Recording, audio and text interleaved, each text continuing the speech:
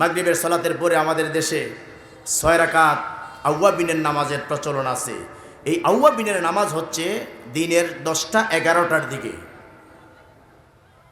তারপরে ইশরাকের নামাজ হচ্ছে সূর্য ওঠার পরে, আরেকটু পরে যদি ওঠে।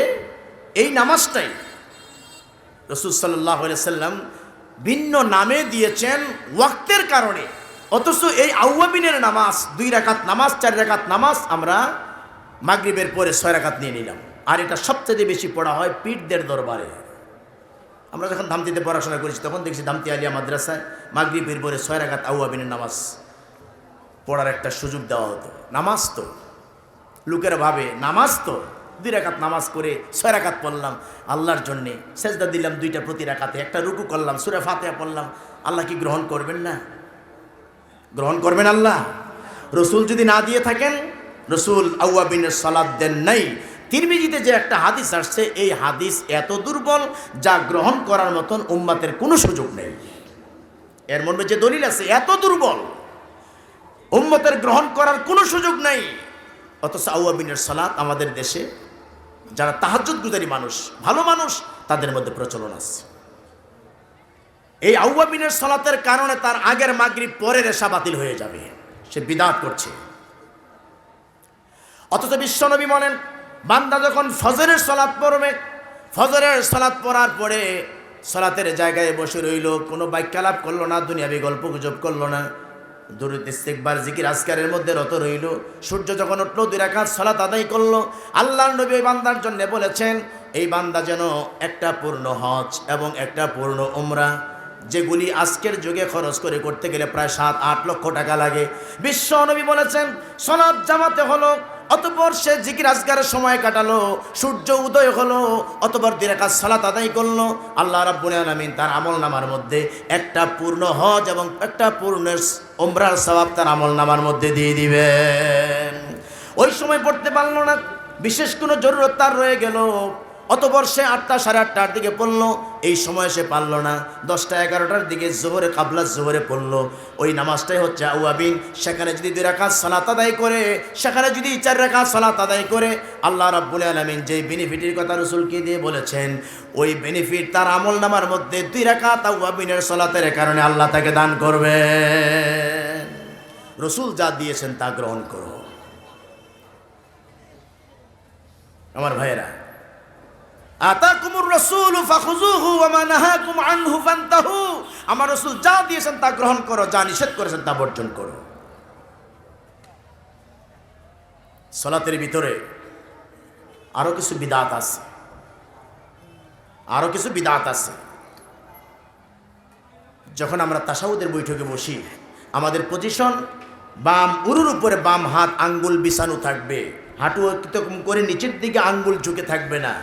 ডান উরুর উপরে আঙ্গুলকে 2টা পজিশনে এই 53 গণনার ন্যায় বৃদ্ধাঙ্গুলি এবং মধ্যম আঙ্গুলের পেট সংযোজন করে আঙ্গুল খাড়া রেখে সোজা থাকবে। আর যদি ইশারা করেন মাঝে মধ্যে এভাবে ইশারা হবে। এই ইশারাতে শয়তানের জন্য কলঙ্ক, শয়তানের জন্য আঘাতপ্রাপ্ত হয়, এজন্য মাঝে মধ্যে ইশারা করা যায়। এই মর্মে বহু হাদিস কুতুবে সিত্তার মধ্যে আল্লাহর মেহেরবানিতে আছে। এতগুলি হাদিস থাকার পরে, এত মাদ্রাসায় মুহাদ্দিসরা পড়ানোর পরে, আজও এদেশে ফেসবুক, ইউটিউব, আলোচনা, বক্তব্য, বিবৃতি, খুতবাতে মুসলমানদের জন্যে এই টপ করে হাত উঠে আমার নামানো, এই মর্মে একটা দলিল প্রমাণ নাই, কোনো জাল দলিল জয়ীফ হাদিসও নাই। অথচ এই আমলটাই চালু রইল। কিন্তু রাসূল যে হাত উঠাইয়া মাঝে মধ্যে ইশারা করতে বলেছেন, অথবা শেষ পর্যন্ত হাত উঠে রাখতে বলেছেন, আর বান্দা তাশাহুদ পড়বে, সালাম পর্যন্ত, বিফোর সালাম সে আঙ্গুলের মাথার মধ্যে তার দৃষ্টি নিবন্ধ রাখবে, তার একাগ্রতার জন্যে, মনোনিবেশের জন্যে, নামাজের মধ্যে তাকওয়া ফরহেজগারির জন্যে, বিনয় বিনম্রতার জন্যে। এই পদ্ধতি চালু করার বক্তব্য আমাদের দেশে নাই। রাসূল এটা আমাদেরকে দিয়েছেন। গত কয়েক মাস আগে আমাদের একজন ধামতি আলিয়ারের ছাত্র মাওলানা আবুল কালাম আজাদ বাশার, মাশাআল্লাহ, খুব সুন্দর করে তিনি বলেছেন, একজন বললে তো হবে না, আমরা যারা যারা কোরআন হাদিস পড়েছি, আর আজকে যারা রাসূল যা দেন নাই এগুলি যারা আজকে আমল করছে, এগুলি আমাদের প্রয়োজন, এগুলি বেশি বেশি করে বলা দরকার। আমাদের কথা শুনলে লোকেরা বাড়িতে আমল করে, তাদের আমলগুলি পরিশুদ্ধ হয়। এই লক্ষ লক্ষ টাকা খরচ করা দিন প্রচারের একটা মিডিয়া হিসাবে লোকেরা ধরে নিয়েছে। অন্যথায় আমরা যদি ভালো কথা না বলি, এত টাকা খরচ করার কোনো মানে হবে না, সব ব্যর্থতায় পর্যবসিত হয়ে যাবে। আবার আপনার কোন আত্মীয় স্বজন যদি মারা যায়, মৃত মানুষটা মারা গেল, এই মানুষটা কবরে চলে যাবে, তাকে নিয়ে কত বিদআতের চর্চা। লোকটা মরে যাওয়ার পরে যখন তাকে গোসল দেওয়া হয়, তার যত ছিদ্র আছে সব ছিদ্রের মধ্যে তুলা ঢুকায়, আছে কি আছে না বলে, ঘরের মধ্যে রাখতে দেয় না। কুয়াশা, রাত্রিবেলা, বৃষ্টি, ঘরে থাকা যায় না। কত নিষ্ঠুর দুনিয়া। যেই বিল্ডিং আপনি সুদে ঘুষে হারামি উপার্জন করে এত বড় বিল্ডিং করলেন, ওই বিল্ডিংয়ে আপনি থাকতে পারবেন না। কিছু সময় আগামীকালকে আপনার জানাজা হবে, আপনি কোনো রুম আপনার জন্য বরাদ্দ নাই, আপনাকে বের করে দিতে হবে। অথচ এই বিল্ডিংয়ের জন্যে, সন্তানদের জন্যে কত ওষুধ হবে, আপনি টাকা পয়সা রোজগার করছেন। ঘরের ভিতরে থাকা যাবে, রুমের ভিতরে থাকা যাবে, যতক্ষণ পর্যন্ত গোসল না দেয় ততক্ষণ পর্যন্ত থাকলো, কোনো অসুবিধা নাই। কিন্তু মানুষ মৃত্যুবরণ করলে হিন্দু সম্প্রদায়ের মতন তাকে বের করে দিতে হবে। মুসলমানরা তা গ্রহণ করে নিয়েছে।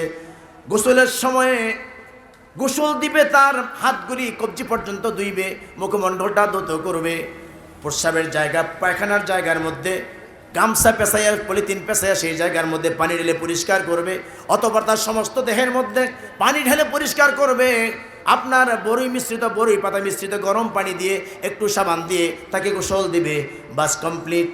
কিন্তু যখন বাজারে কাপড় বিক্রি করে, রেডিমেড কাপড়, ওই কাপড়ের মধ্যে পাইবেন ব্লেড, পাইবেন খিলাইল করার যন্ত্র। দেখছেন কিনা আপনারা বলেন? যদি নাও দেখা থাকেন তো তাহলে গোসল যারা করায় তারা বলে কয়টা খিলাইল নিয়ে আসো, 2-3টা কাঠি নিয়ে আসো। বেড়ায় মইরা গেছে, হ্যাঁ দাঁত খোঁচায়, এখন বেড়ায় মইরা গেছে, হ্যাঁ লম্বুকু পরিষ্কার করার জন্য বেলি টানে। না, গোসল দেওয়া হলো। এই গোসলের জায়গার মধ্যে 7 দিন পর্যন্ত লোকেরা বাতি জ্বালায়, এবং বাড়ির মধ্যে যত বিড়াল আছে, শিগাল আছে, কুকুর আছে, যেগুলি দেখে কাউকে আঘাত করে না। তাদের থিওরি হচ্ছে যারা মরে গেছে তারা পানির এই সনদ ধরে, এই ধরনের বিড়াল কুকুরের বেশ ধরে তারা বাড়িতে জীবিত মানুষদেরকে দেখতে আসে। তারা কি করছে? নাউজুবিল্লাহি মিন যালিক। কবরে চলে গেছে মানুষ, গোসল দেওয়ার জায়গার মধ্যে বাতি জ্বালায়। রাসূল দেন নাই।